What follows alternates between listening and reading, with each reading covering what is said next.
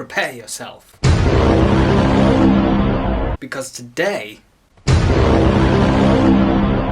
we're covering swing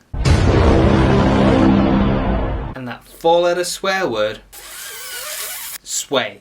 So make sure you hold on to your butts. Let's go.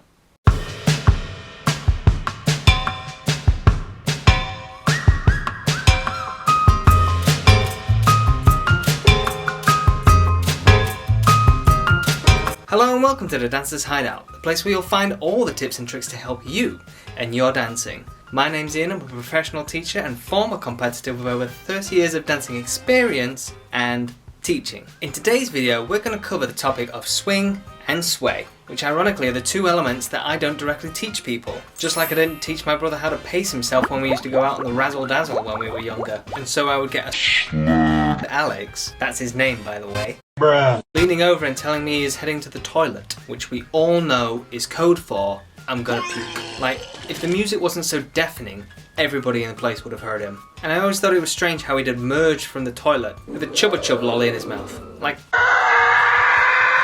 what a weird place to sell sweets. Anyway, this means that this video is going to be ridiculously short. Roll credits! No, I'm just kidding. Today's video has actually got quite a lot in it. So because of that, this will be a two-part video. In part 1, I'll be covering the swing principle and everything that you need to know about it. Wait, let me tell you something. Alright. Let me tell you something. And in part 2, bruh, I'll be covering sway. The reason why I don't personally teach these two elements, which fundamentally speaking are actually quite important, not just in ballroom and Latin dancing, but in all realms of dancing. So pay attention, you other dance styles that are at the back of the class.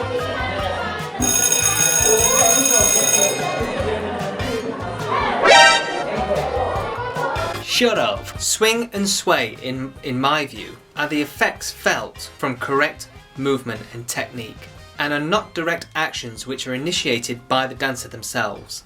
Let me tell you about an example. When I was a young amateur dancer, bruh, which wasn't that long ago,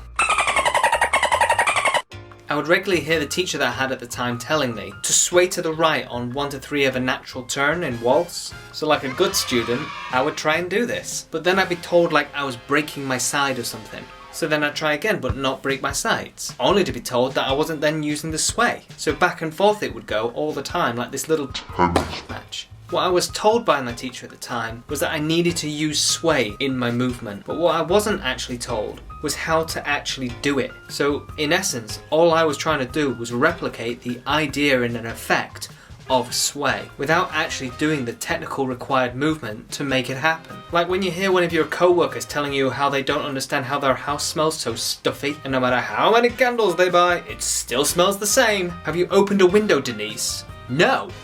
Then that'll be why. However, it probably was a good money earner for my teacher at the time, but not so good for my personal understanding. The dancing, by the way, not the candles. I've never had a dance teacher who sold candles as a side hustle. At least I don't think I have.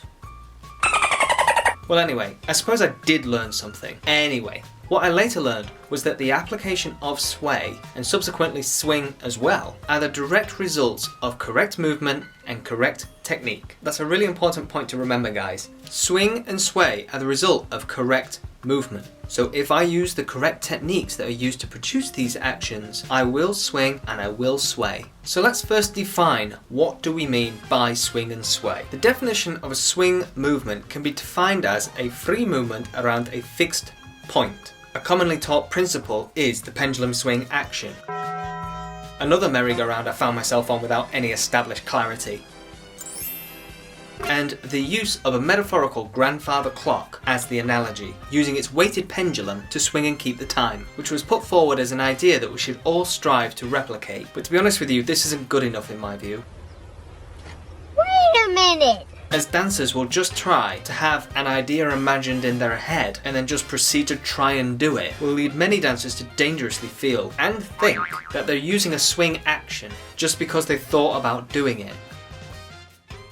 Are you with me? Do you know what I mean? The problem is that the methodology applied within a swing principle is too vague for a practical application. Look, here's a golden nugget for you. No matter what style of dance you do, this idea is universal. Dancing is a practical application of theoretical concepts. Let that sink in for a second. Technical definitions are just that. They're definitions. They're not the movement themselves. They're what are described and defined as the movement.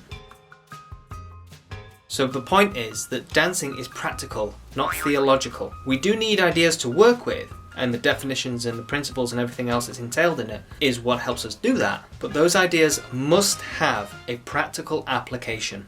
Yeah, boy, ow, me.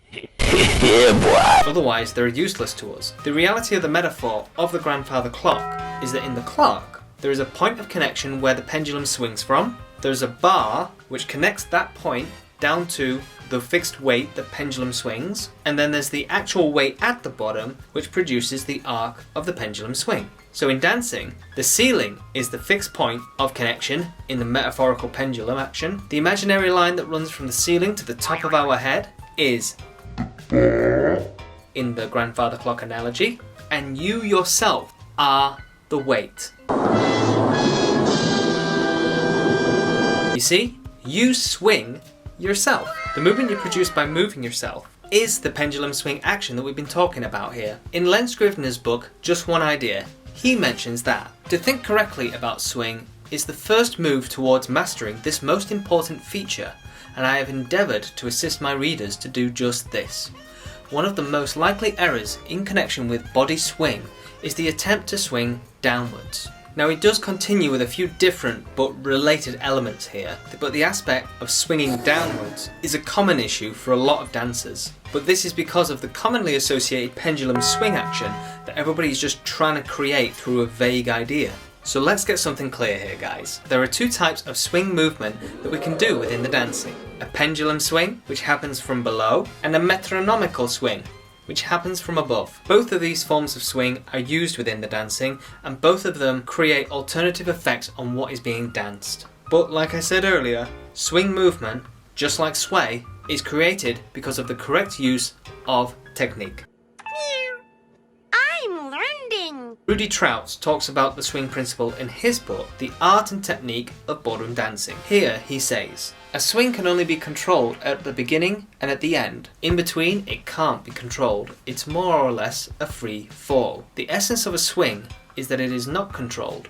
If you try to control a swing the whole time, from beginning to end, it's not a swing anymore. This is a really important point because swing can be defined as a free movement around a fixed point, like I mentioned before. And just how I seem to freely move to the fixed location of the Doritos section in the supermarket, they're super tasty, guys, and you can make nachos with them.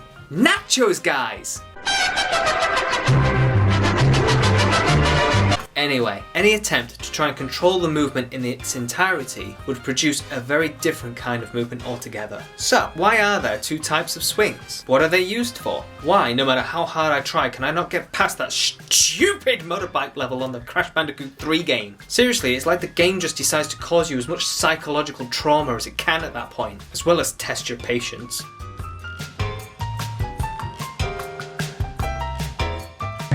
Don't try me, naughty dog. I'm not afraid to throw you out the window. Sorry. A pendulum swing action is produced through the lower area of the body, and it's correlated with the step and swing principle that is synonymous within the ballroom dancing. To be honest, the metronomic swing isn't really used that much. Firstly, because it's not really fully understood, but secondly, because there's not a lot of opportunities where you can directly apply it. Well, not unless your choreography and your skill level is a lot more advanced. Which is why Neil Jones doesn't use it. Stop it. Get some help. Poor Neil. The use of metronomic swing counters what your partner might do. It may create dynamic and overbalanced movements, as well as create shaping as well. Just don't do it too much, okay? Because you don't want to create a problem for your partner and then upset them too much. What are you going to do with that stick? The way that I've encouraged everybody that I've ever taught to think about this is that a pendulum swing action is used in a waltz, and a metronomic swing is used in a slow foxtrot. Swing actions are directly linked to rising and lowering movements, which is why we don't see this being used in the tango, because tango is very flat. Check this video on tango to learn more about it. Because we can't control the middle section of a swing, as shown from the infographic on the screen here, then all we can control are parts 1 and 3, which are highlighted here. Part 1 will use an overbalanced movement to help shift the body weight. You'll then produce an action that feels like it's falling as your body swings freely, and then you must use your feet and the corresponding footwork to control the movement at the very end, or within part 3. Like when you go to the cinema and watch a movie, how many times do you wish you'd controlled those terrible endings that you sometimes see? No question about it, I am ready to get hurt again. Keep in mind, guys, that the footwork you use at the end of a swing action depend on the figure that you're dancing and also like the type of dance that you're doing.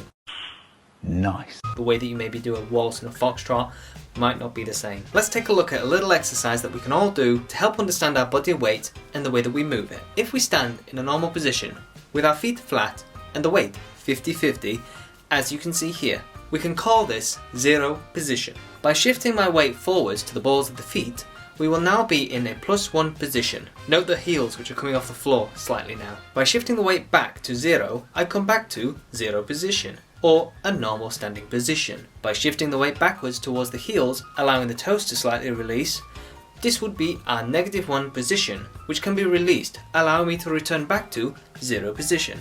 Have a go at that. Don't worry, I'll wait. A few moments later. This exercise is a brilliant way of understanding what and how our body weight moves. By using the exercise that I just previously mentioned, and then shifting our body weight further to what I would refer to as a +2 position, or a -2 position backwards, would allow the body weight to continue moving through the foot and create a free fall action, which would result in the swing action. That's what swing is. Shifting the weight, allowing that weight and step to overbalance and move, and then catching and rebalancing ourselves by using the controlling aspect through the feet. As you can tell, there is quite a lot here, so make sure that you're staying up to date with everything that we're doing from the Dancers Hideout by hitting the subscribe button, and be sure to ding that bell icon as well, so you can stay notified for when we're putting out new content, and subsequently part 2 of this video, because part 2 is on its way, guys, so keep an eye out. I hope today's video has helped made understanding the swing action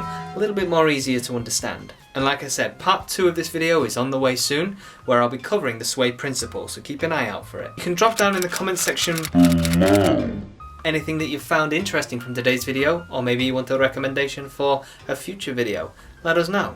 Talk to us, we miss you. We do also have a number of donations which you can contribute to via our PayPal and GoFundMe pages, which I'll put links for in the description section. Any donations and contributions that are made are greatly appreciated, and we can always list you in our credits section. In the meantime, I've been Ian, this is the Dancers Hideout, and it's been a pleasure.